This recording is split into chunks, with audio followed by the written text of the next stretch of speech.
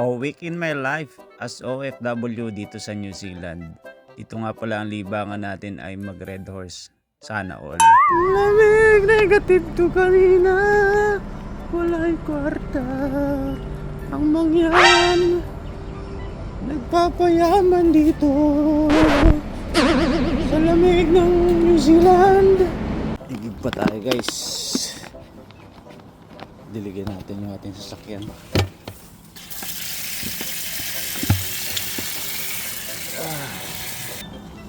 Diligyan natin sasakyan natin guys. Dahil may yelo. May yelo guys. What?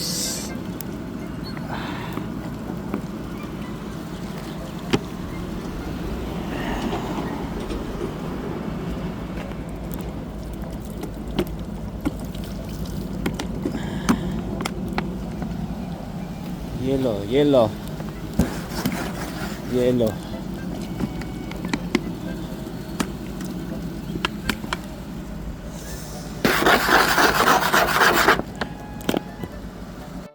At yun na nga napansin nyo, sobrang lamig dito ngayon dahil winter time. Ito ang struggle namin, yung mag-yelo yung windshield. Pero wala naman tayong magagawa kasi alam nyo naman. Pero ang laking bagay nito dahil ako ay nag-work dito sa molding yan. Warm na warm dito sa loob. Kaya chill lang tayo guys. Pero ang inaayaw ko lang talaga dito yung usok.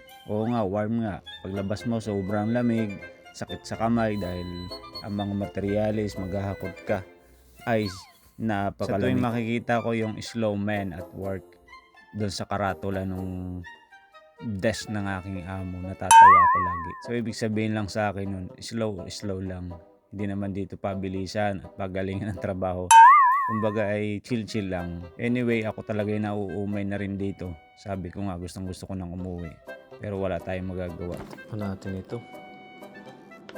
Kung mukhang masarap sa picture.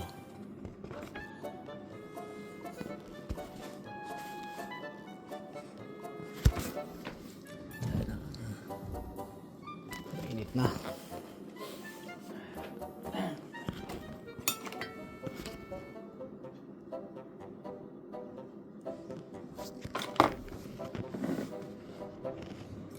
Ilang minutes kaya ito?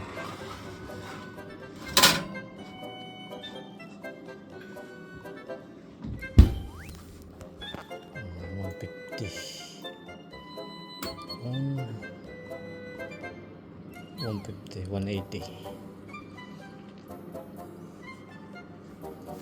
Time check 9 o'clock, 30 minutes. Ano ba instruction? Sumabit kamay ko Oh, patay na ang aking ano. Ay, tuyo Tuyo sa lamig, hindi sa init. Oh, yelo na naman.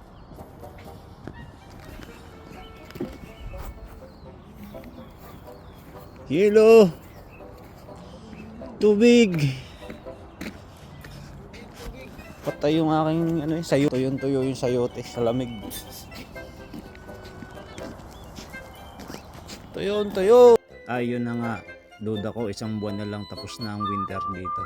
Pero ito yung pinakagusto kong atmosphere dito, yung sunny day pero malamig. Yan, kukuha ka ng materyales. Sobrang sakit sa mga daliri niyan guys kapag kukuha ka ng materyales sa labas. Kaya ang ginagawa ko niyan, chinecheck ko yung weather forecast kinabukasan, tapos pinapasok ko na yung gagamitin ko sa gabi pa lang. Ganyan madalas ang gawin ko, pero ngayon naubusan ako, no choice. Hindi ko naman na-expect na talagang lalamig. Shoutout pala sa mga bagong dating dito sa New Zealand. Marami ako nakikita nagko-comment sa mga FB group. Ano daw yung mga adjustment. Ko, makisama lamang kayo sa mga datihan na dito. Mga luma na marami kayong matututunan. Napaisip ako, ano kaya naman adjustment ko pag uwi ko? Maaari kaya ako magtanong, ano kaya ang adjustment period na gagawin ko pag umuwi ako? Guys, magandang tanong din sa sarili. Yung nasanay ka na, kumikita ka na dito. Tapos gustong gusto mo na umuwi, di ba? Pero wala kang magawa kasi tutukan yung budget mo, tapos iniisip mo yung kikitain mo sa Pilipinas, parang nakakakaba, dobling kaba.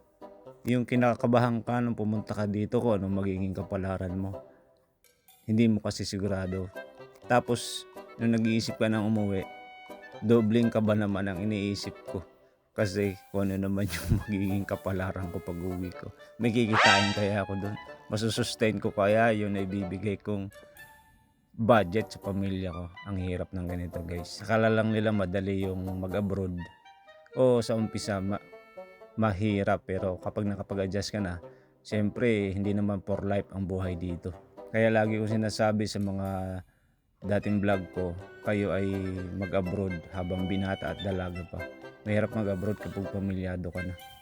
Talagang basta at eto na nga, mabutit may siwang itong oven ko. Dito ko iniinit ang aking mga daliri at gloves. Dahil kapag hindi mo ginawa yan, napakasakit Kuya Eddie. Yan, mapapakanta na lang. Dahil sa daliri mo. Yun lang guys ang aking mga samot-saring naiisip. Kasi sabi nga ni Chinkitan, hindi daw for life ang OFW. Oo, agree ako dyan. Lalo't ikaw ay dating self-employed nung umalis sa Pilipinas. Ay, napakahirap. Ang isip ko lagi ay nandoon sa pagnegosyo. Kaya sabi ko, kailan kaya ako makakaipon? Puro na lang resibo. Hay nako, buhay talaga. Nagtingin ako ng booking flights kanina. Diyos ko po, mamahala ng ticket. So ayun na nga ang ating mga nagawa for the whole week. Tingnan nyo guys.